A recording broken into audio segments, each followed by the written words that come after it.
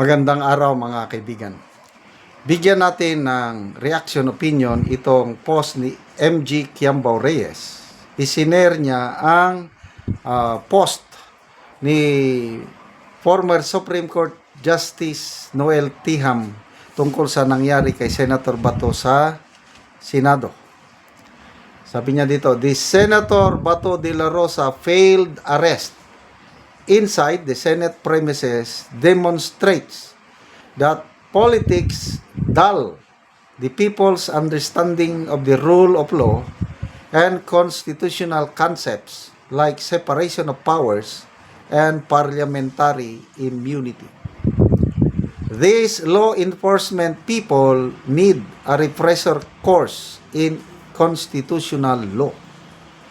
Those who participated in the unlawful arrest of an existing senator and unlawful intrusion during proceedings inside the Senate are in hot water. Now, even ordinary people on the streets are being educated on what the Constitution and law exemplifies. A good learning experience for all Filipinos. First time mangyari ito. Next, the Supreme Court has now to teach and explain to Filipinos the nuances of the principle of complementarity in ICC cases. These unfortunate learning experiences have opened the discourse on why the Philippines should be a law-abiding country once again if we need to progress and succeed to weed out the evils of politics. Wow! Salamat po, Justice Tiham, sa inyong pahayag. I'm sure maraming maniniwala dito kay Supreme Court Justice Noel. Unlawful yung ginawa ng mga NBI agents. Dapat magkaroon sila ng refresher course. They are in hot waters, sabi niya.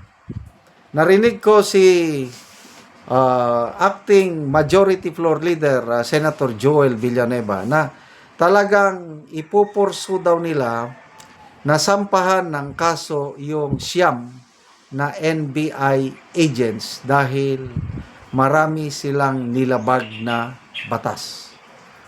Kawawa naman ang mga NBI agents na sumunod lang. I'm sure napag-utusan sila ng kanilang boss, NBI Director Matibag. Sumunod. Kaya lang, ganyan talaga ang ano. Nangyari yan sa amin .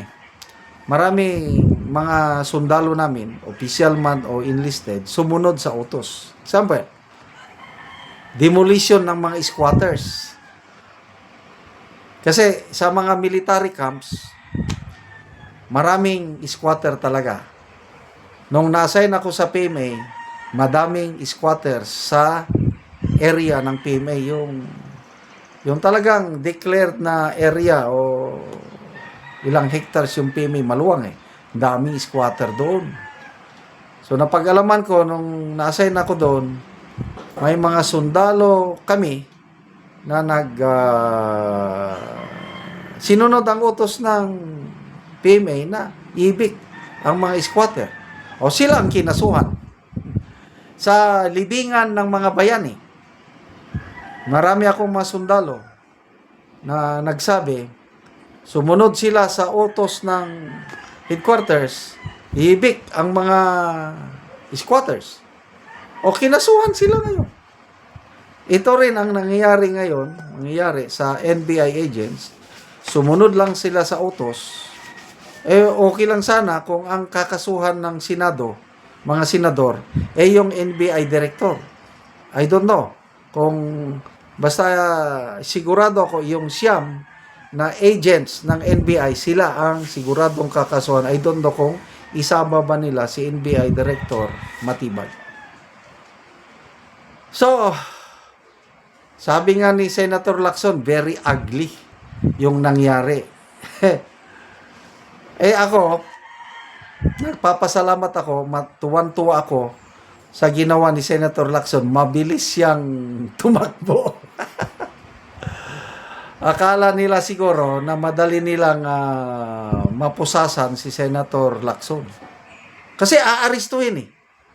May dala-dala daw silang na warrant of arrest at ipinakita kay dating Senate President Soto na sa ngayon, sabi ni Soto, todo deny, wala akong alam dyan. Nalaman ko na lang nung nagtatakbuhan na. Pinakita daw yung warrant of arrest eh. Sabi ng Sergeant of at Arms. Ang problema, yung kopya ng warrant of arrest, ayaw ibigay sa iba. Ayaw i-distribute. Ang mga NBI lang, si Trillanes lang, at saka si Senator Soto ang mayawak ba o nakakita. Ayaw ibigay sa iba. Anong ibig sabihin nun? Sabi ni Senator Bato is furious. Kaduda-duda. Dahil wala daw case number or whatsoever. Katulad nung nangyari kay Tatay Digong, wala palang red notice ng Interpol. Wala. Napag-alaman na lang nung hearing ni Senator Amy sa Senado.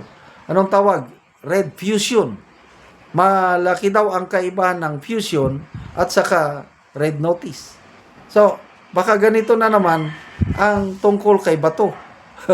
Mabuti na lang at naagapan at hindi siya nahuli. At ngayon, ayun na. So, it's a learning experience. First time in history that a sitting senator, inutusan, sabi nga ni Senator Bato, a sitting president wants a sitting senator not to fulfill his duties. Worst government. Kaya worst talaga itong administrasyon ito. Kung iniisip nila yung nagawa nila kay Tatay Digong, kaya nilang gawin ngayon, nagkakamali sila. Dahil iba si Senator Bato, tumakbo. Si Tatay Digong natin, matanda na eh.